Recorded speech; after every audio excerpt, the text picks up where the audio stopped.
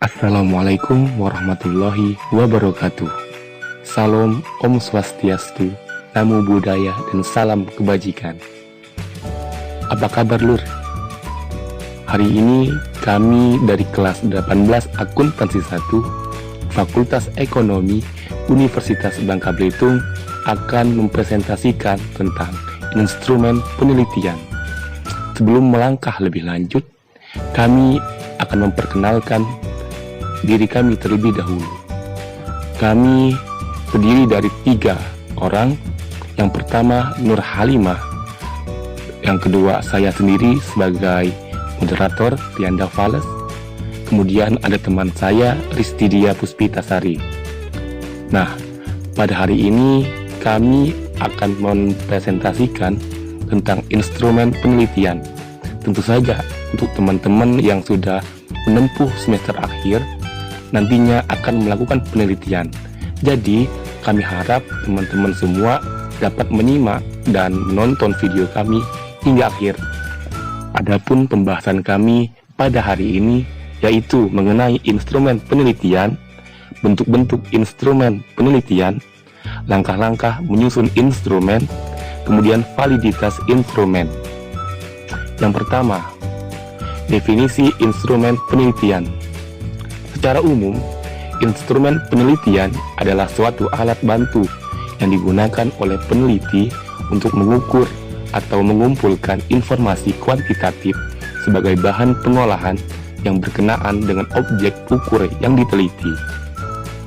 Ada beberapa pendapat menurut para ahli tentang pengertian instrumen penelitian.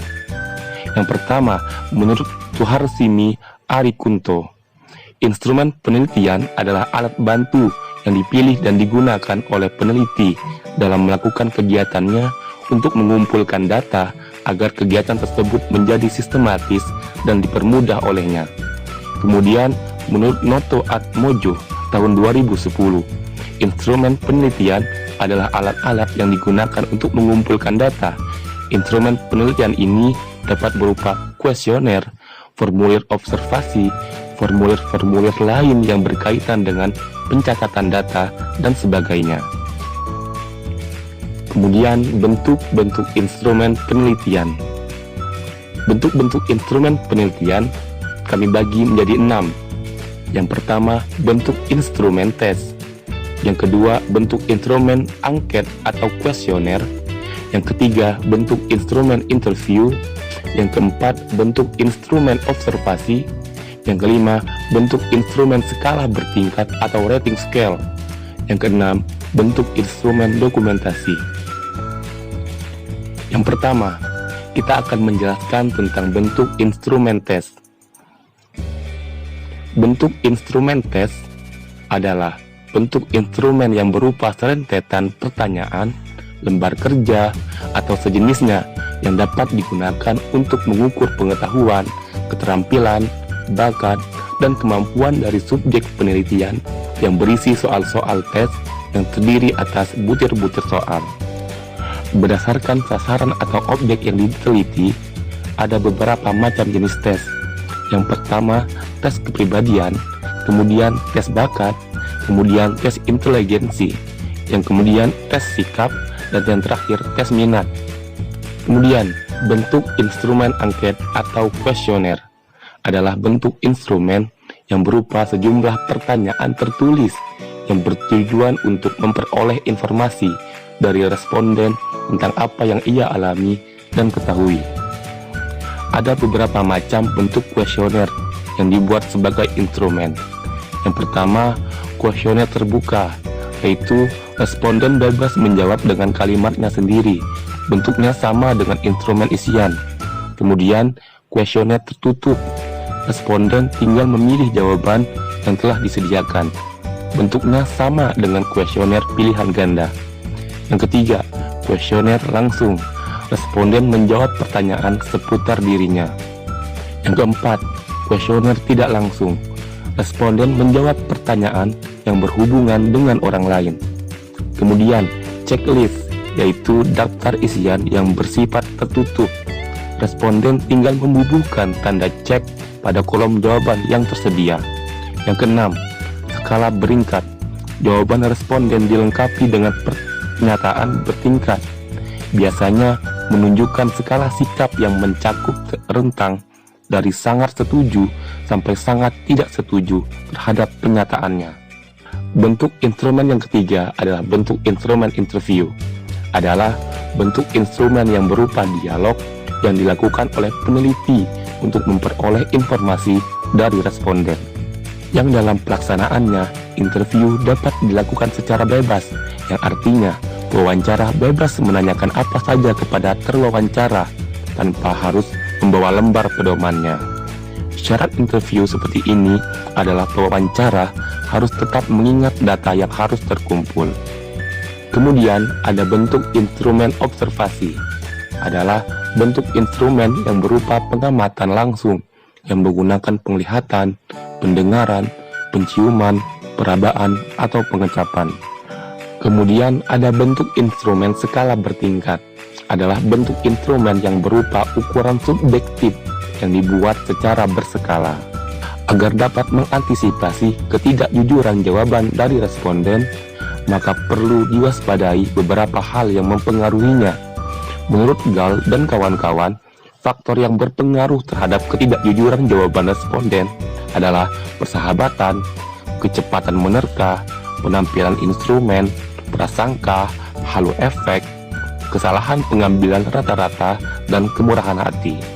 Kemudian bentuk instrumen terakhir, yaitu bentuk instrumen dokumentasi, adalah bentuk instrumen yang berupa pedoman dokumentasi, baik yang memuat garis-garis besar atau kategori yang akan dicari datanya.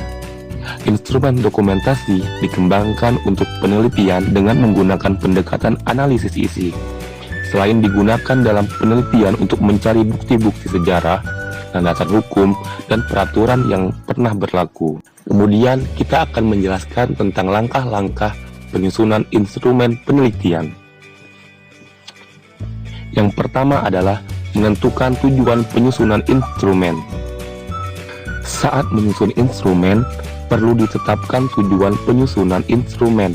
Tujuan penyusunan ini memandu teori untuk mengonstruk instrumen, bentuk instrumen, penyokoran, sekaligus pemaknaan hasil penyokoran pada instrumen yang akan dikembangkan. Yang kedua, mencari teori yang relevan atau cakupan materi. Setelah tujuan penyusunan instrumen ditetapkan, selanjutnya perlu dicari teori atau cakupan materi yang relevan.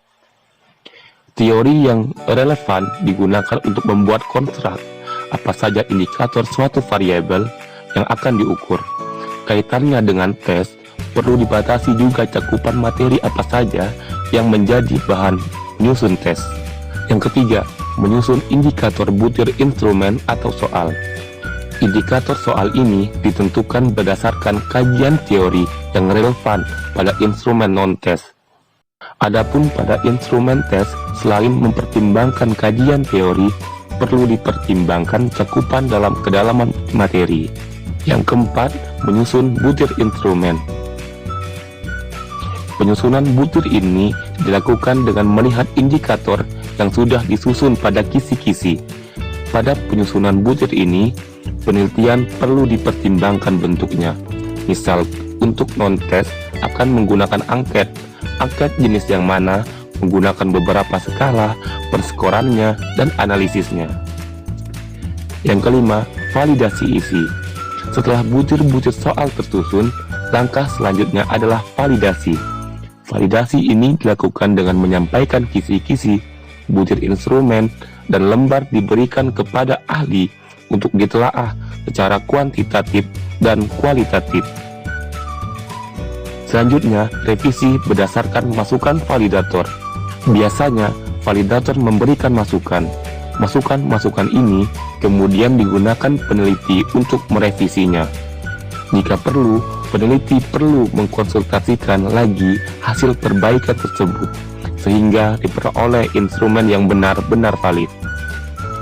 Yang ketujuh, melakukan uji coba kepada responden yang bersesuaian untuk memperoleh data respon peserta. Uji coba ini dilakukan dalam rangka memperoleh bukti empiris. Uji coba ini dilakukan kepada responden yang bersesuai dengan objek penelitian. Peneliti dapat pula menggunakan anggota populasi yang tidak menjadi anggota sampel. Yang kedelapan, melakukan analisis. Dengan menggunakan respon peserta, peneliti kemudian melakukan pengskoran tiap butir.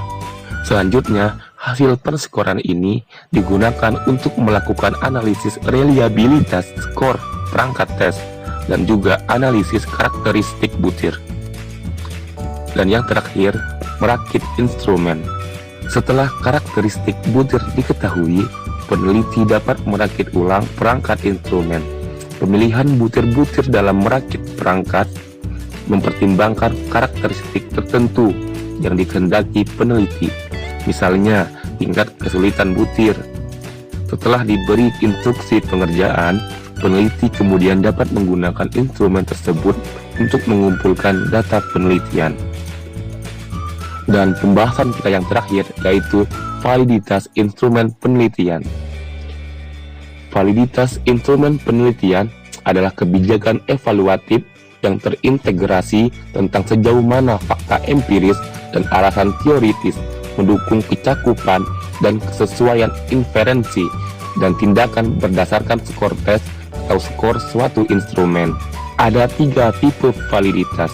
Yang pertama, validitas kriteria. Menurut Fernandes tahun 1984 mengatakan validitas berdasarkan kriteria dimaksudkan untuk menjawab pertanyaan sejauh mana tes memprediksi kemampuan peserta di masa mendatang atau mengestimasi kemampuan dengan alat ukur lain dengan tenggang waktu yang hampir bersamaan. Yang kedua, validitas isi. Validitas isi merupakan sejauh mana butir-butir dalam instrumen itu mewakili komponen-komponen dalam keseluruhan kawasan isi objek yang hendak diukur dan sejauh mana butir-butir itu mencerminkan ciri perilaku yang hendak diukur. Dan yang terakhir, validitas konstruk. Validitas konstruk adalah validitas yang menunjukkan sejauh mana instrumen mengungkap suatu kemampuan atau konstruk teoritis tertentu yang hendak diukurnya.